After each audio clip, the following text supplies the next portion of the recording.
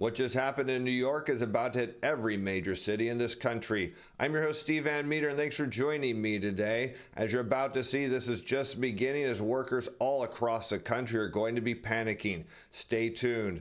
Plus, we have a sponsor for today's show. I'd like to welcome Capstone Holding to the show. You can find them on the NASDAQ on the symbol CAPS, and they're a building products distribution company that's expanded successfully through the organic growth and strategic acquisitions, who is looking to create shareholder value through further value-added acquisitions. Stay tuned to the end of the show. Check out the pinned comment or description for more information. Now let's head over to New York, where we find out what just happened there is coming to a city near you. And the New York Fed reported today that manufacturing activity dropped significantly in New York State in March.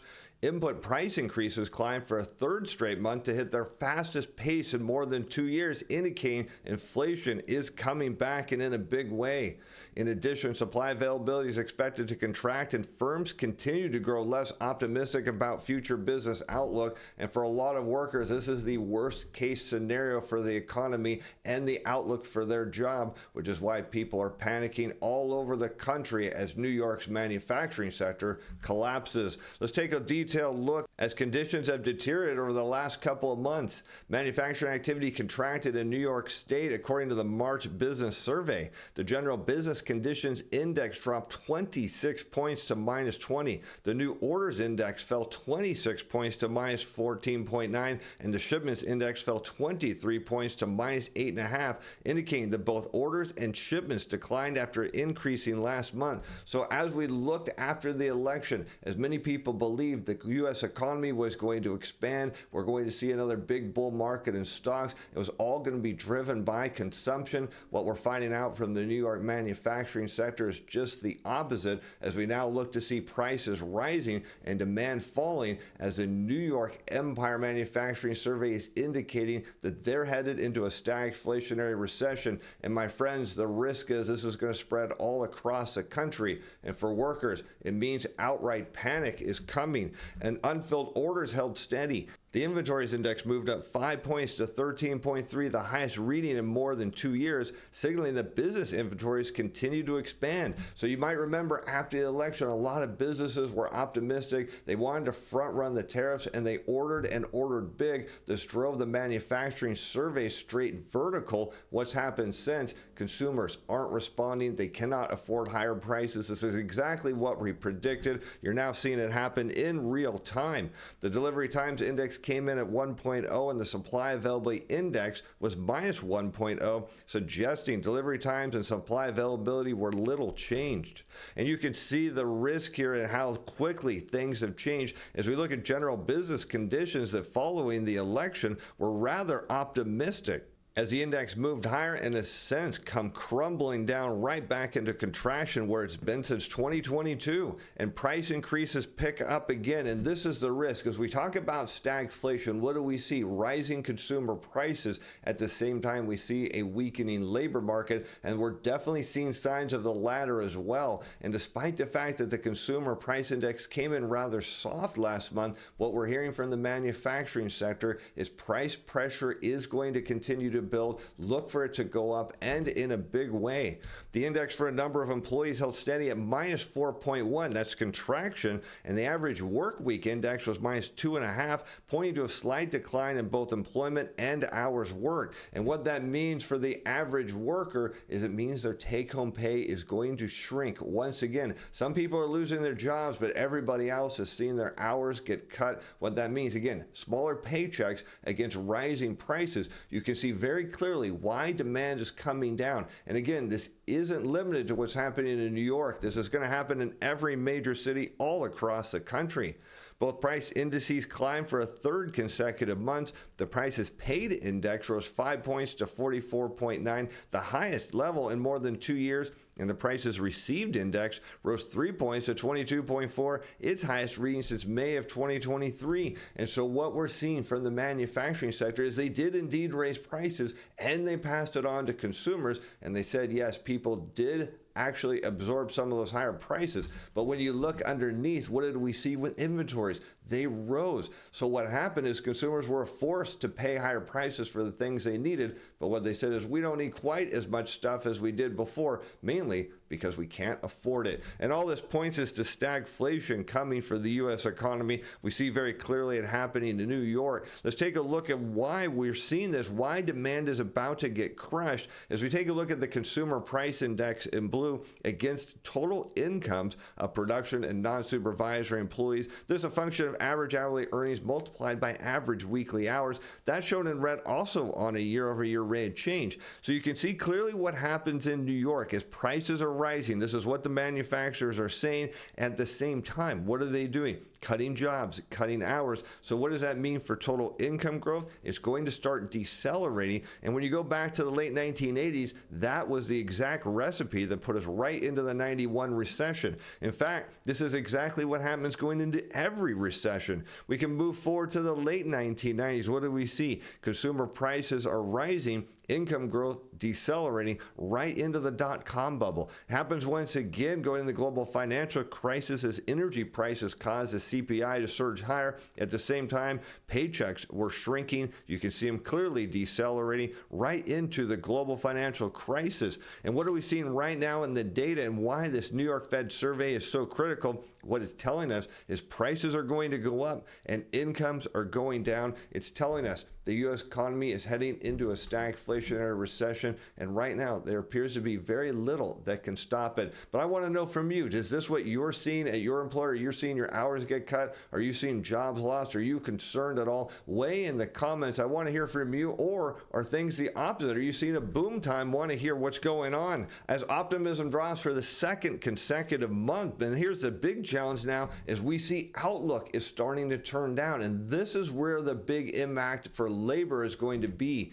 And firms continue to grow less optimistic about outlook. After dropping 15 points last month, the index for future business activity fell another 10 points to 12.7. Capital spending plans remain soft. Input price increases are expected to remain significant, and supply availability is expected to contract somewhat in the months ahead. So what happened? We saw after the election, again, a lot of businesses got optimistic. They ramped up production, they built up inventory, and consumers said, hey, that's great, but we can't afford it. And now prices are going to go up even more. So what businesses are saying is they're not optimistic about the future because they're not seeing the inventory move. This is a risk that we said was coming. And what this means is, well, layoffs are coming, and in a big way. Let's take a look at future general business conditions. This is the diffusion index for the New York Fed survey against continued unemployment claims in red. Now, this doesn't happen every time we see a decline in business conditions, but it happens frequently. Let's go back to 2008. What happens? Future business conditions are plunging. There you see in blue, continued unemployment claims in red start to rise, spirals right out of control into the financial crisis.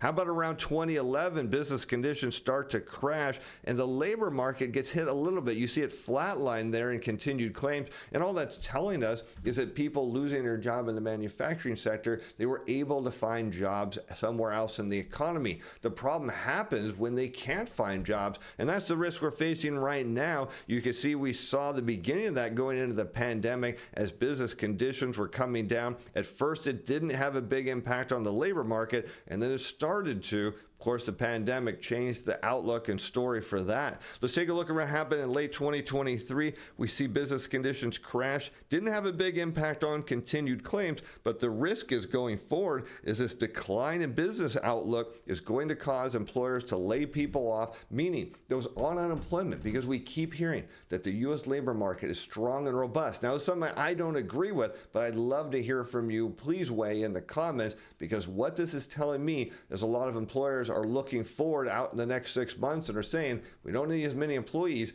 and potentially we don't need to give out as many hours as we do now. And all that does is turn into less demand. We can see that very clearly on this chart as we look at inflation adjusted, or what's called real retail sales in blue, against total incomes for production and non-supervisory employees. That's still in red, both on a year-over-year rate of change. And what do we see as income growth decelerates going back to 1993 and to 96? What happens? Retail sales come down.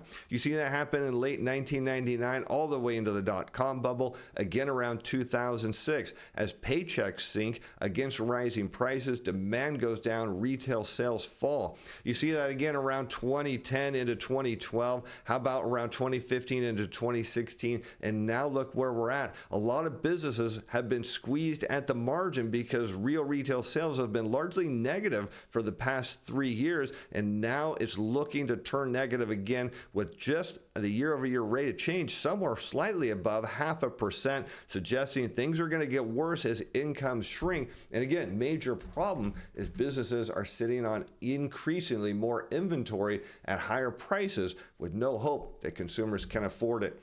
And U.S. retail sales rise by less than forecast after January drop. This sent the stock market up in early trading. The value of retail purchases not adjusted for inflation increased 0.2%.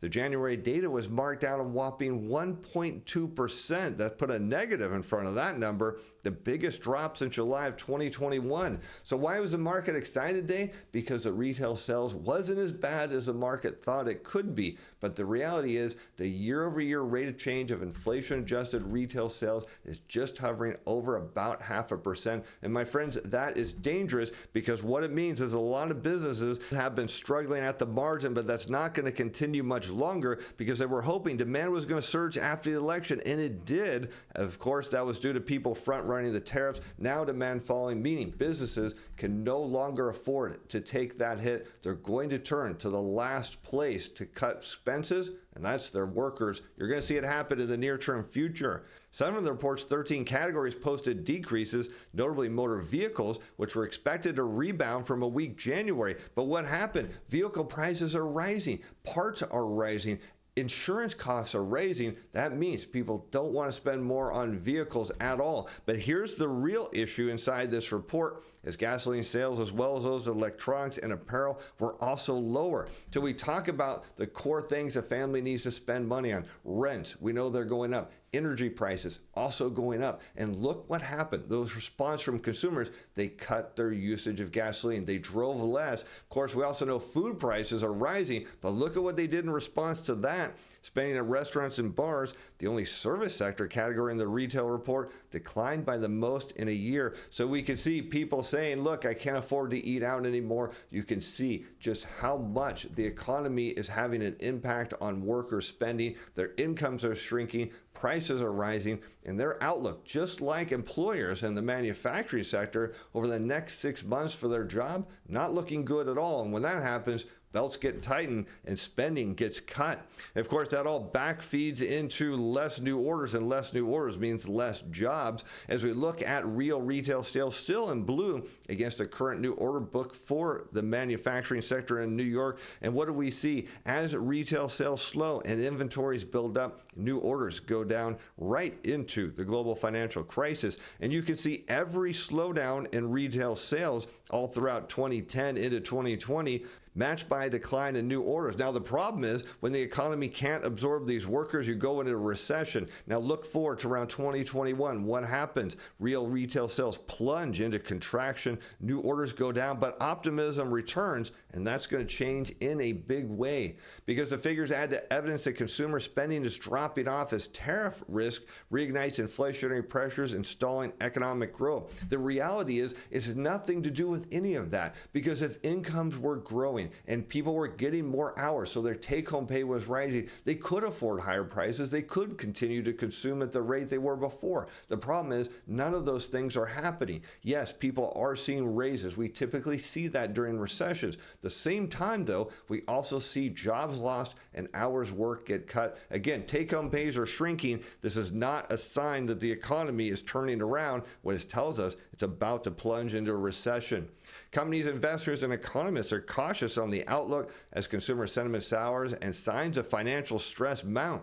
Low-income consumers are already strapped for cash, and wealthy Americans may also pull back as recent stock market sell-off discourages big investments. Of course, we've also seen from Walmart that big wealthy Americans are shopping there, telling us that they're getting hit too and a concern. But let's talk about how new orders lead to recessions. As you can go back to 2000, what do we see from 2002? A slowdown in new orders from New York. What happens? It has an impact on continued unemployment claims now shown in blue. What do we see around 2000? 2006, continued claims are rising. Why is that? New orders are falling. Now, it doesn't always happen because in a healthy, booming economy, you can get a slowdown in new orders as you see around 2010 and 2015. But as long as those workers can find jobs elsewhere, well, the economy can continue to power forward. But look what happens around 2018. New order book starts to decelerate. The labor market takes a hit. And now we're at a point where there is no opportunity for the existing labor force to find another job because people are already getting stuck on unemployment. So if more people hit the unemployment line, watch out for the economy below. And as far as businesses go, they're seeing people spend less, and that means inventories are building. Today, we saw business inventories rising 0.3% in January. Retail inventories, excluding automobiles, up 0.5%. So the evidence is clear. Rising prices, shrinking paychecks means inventories are building. This is a big problem for businesses. They're going to have no choice but to cut hours and lay people off. You can see the U.S. economy headed right into a stagflationary recession, just as New York has been signaling for the last couple of months. And you can see the relationship between retailers' inventories and the new order book. As inventories rise to an uncomfortable level, what happens is retailers cut their orders as well as wholesalers, and that means the new order book comes down and you go into a recession until inventory levels are back at the place that businesses are comfortable with. And you can see that happened again heading into the pandemic, and right now inventory levels are on the rise, demand is falling, and that means the next to go is the demand for workers. And you can see this is a challenge for those who do have a job because the evidence is showing the opportunities elsewhere are slim to none. As direct job switch is near 4-year low and a sign of a weak U.S. market, despite the fact that the political elites continue to tell us that the U.S. labor market is strong and robust, all the evidence is very clear. It's not as strong as they think. In fact, workers transitioning from one employer to another are on a downward trend, this now hitting a 4-year low. And here's the key part. Higher readings on this gauge point to competition for talent, and it, quote, tends to imply higher wage and productivity growth, according to the data. A slowdown in employer-to-employer transitions with no intervening jobless spell is seen as an indication of a worsening health in the labor market. Again, my friends, all signs pointing to the U.S. economy getting far weaker. And again, all the evidence that we see here in New York is telling us that the U.S. economy is headed clearly into a stagflationary recession. And mark my words, what's happening in New York is not just going to spread to every major city near you. It's going to head to every city all across this country. But something we're bullish about, that is a stock for our sponsor for today's show, Capstone Holdings. You can find them on the NASDAQ under symbol CAPS. Everything you need to know in the pinned comment and description below. Because they're a buildings product distribution company that has expanded successfully through organic growth and strategic acquisitions, leveraging its subsidiaries distribution network across 31 U.S. states as a platform for further value-added acquisitions. A distinctive aspect of the strategy is generating over half its revenue from proprietary or controlled brands. And according to Bain & Company's global M&A report back in 2024, building products companies that frequently engage in significant acquisitions outperform inactive companies in total shareholder returns, achieving a 9.6 compared to a 2.7% return, particularly when pursuing the scope of mergers and acquisitions to enhance product lines, geographic reach, and capabilities. The current environment presents a prime opportunity for bold merger and acquisition moves, reducing competition and favoring strategic acquirers. And Capstone's Instone stands out as a fragmented market of over 7,000 distributors by owning or controlling 5 of the 8 brands using contracts, joint ventures, and acquisitions. With 5 to 7% sector growth history, Capstone, controlled by Brookstone Partners, enhances its proven acquisition platform with tech-driven logistics. And Capstone aims to grow by expanding its distribution platform's geography and product range using own brands, outsourced manufacturing, and contracts with unknown brands. Its core strategy involves acquiring under-distributed manufacturers, integrating them into its distribution network, enhancing supply chain strength, product diversity, and market reach. And Capstone Holdings, again, you can find them on the NASDAQ under symbol CAPS, strategically owns or controls 5 of its 8 brands to dominate its product portfolio and secure exclusive distribution rights within its territory. And Toro drives growth within 30 SKUs, optimal quality, price value, and smart space-efficient packaging, enhanced by user-friendly design tools like a product visualizer and Stone Calculator. Capitalized on a market gas from COVID-related supply issues and fragmented natural stone sector, Toro positions itself as a reliable, quote, fill-in supplier, offering a unique alternative to struggling market leaders. And Pangea, a national natural stone brand, drives growth with competitively priced tooled stones featuring grip set technology and smart packaging optimized for masons, supported by a product visualizer for product design. Exploring post-COVID supply disruptions and the fragmented natural stone market, it positions itself as a premium thin veneer option, offering superior value at a competitive price. And again, you can find Capstone Holdings on the NASDAQ under the symbol CAPS. And as always, with any company we feature on our show, you're under no obligation to purchase their stock. Be sure to do your own research before placing any trades. And with that, I'm Steve Van Meter. Thanks for watching. Thanks for being fans. Bye now.